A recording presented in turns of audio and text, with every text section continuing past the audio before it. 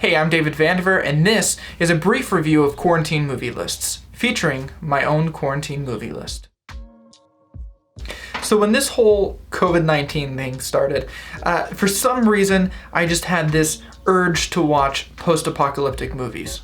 I know it's dark, but it is what it is. But as I was sharing this with people, I found that this was a phenomenon. Like, multiple people had the same exact urge. So I started thinking, one, I'm a cinephile. I love movies. And number two, post-apocalyptic genre is my favorite genre. So I was like, I need to put together a top 10 list for other people to watch during quarantine.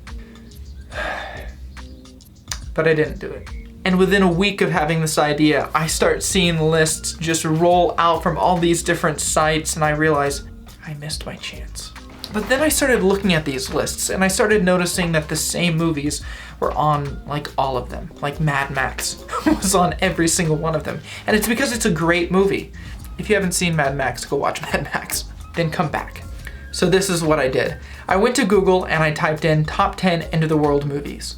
And then I went through that first page and I reviewed each one of the lists that appeared on the first page of the search results. And I made a note of all the titles that were on like every list. And then I did it again, but this time I typed in top 10 apocalyptic movies. And then I did it again, but this time I typed in top 10 pandemic movies. And after reviewing like 25 lists, I reformed my list, hopefully with movies that you don't see a whole lot. Now, as a preface, I will say there are two movies that I kept on this list, only because I couldn't make this list without these two movies. So, coming in at number 10 on my revised list is a movie that was almost on every list, which is why it's number 10 on mine. And that movie is 12 Monkeys. Brad Pitt and Bruce Willis.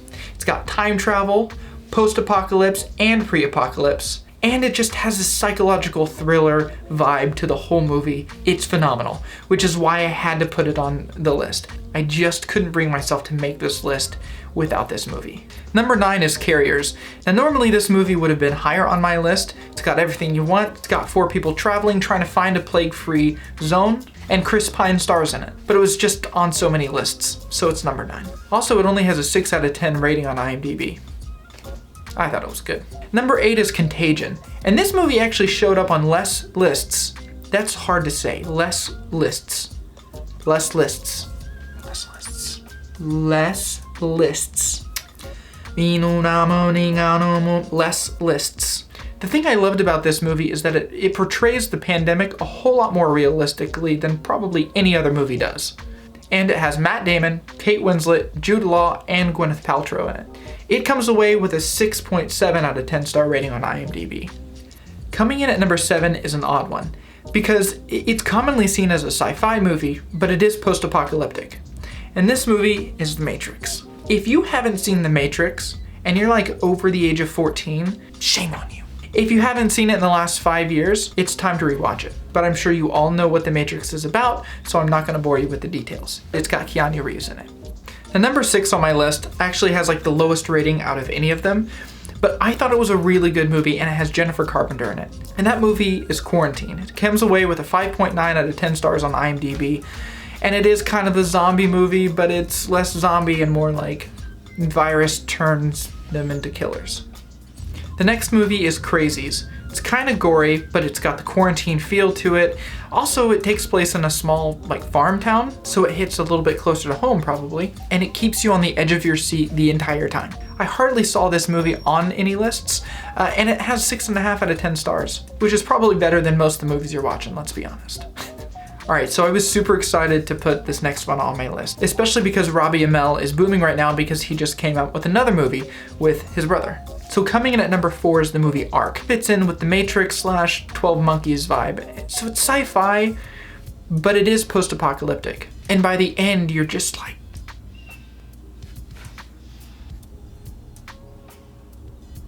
it's a mind bender. Alright, coming in at number 3 is the only movie that was on so many lists that I also put at the top of my list. And that's because it's one of my all-time favorite movies. So at number 3 is the movie 28 Days Later. It's technically a zombie movie, but it has the vibe of a post-apocalyptic drama. And it's so good that even though I saw it on like 19 lists, I had to put it on this one. If you haven't seen 28 Days Later, you need to go watch this movie.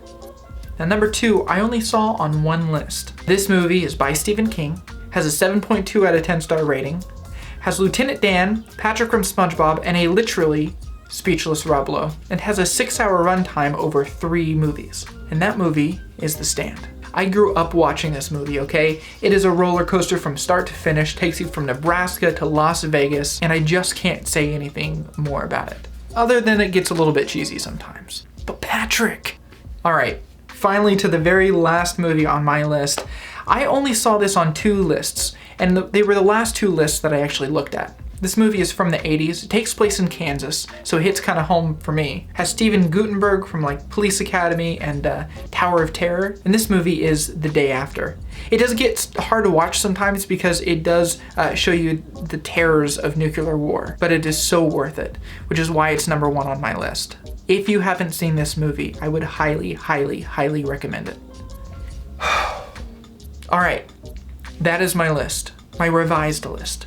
Now I'm gonna have a lightning round with a few that I thought were interesting choices that are post-apocalyptic movies. That's Outbreak, The Road, and V for Vendetta. And as an added bonus, if you haven't seen Jericho, it's on Netflix. It's a show, takes place in Kansas, has to do with post-nuclear war, and it's phenomenal. I could literally just sit here and just keep naming off movies, but I need to quit. So this is it. Thank you guys for watching. I hope that you watch every single movie that I gave you because they're all phenomenal, and I'm never wrong.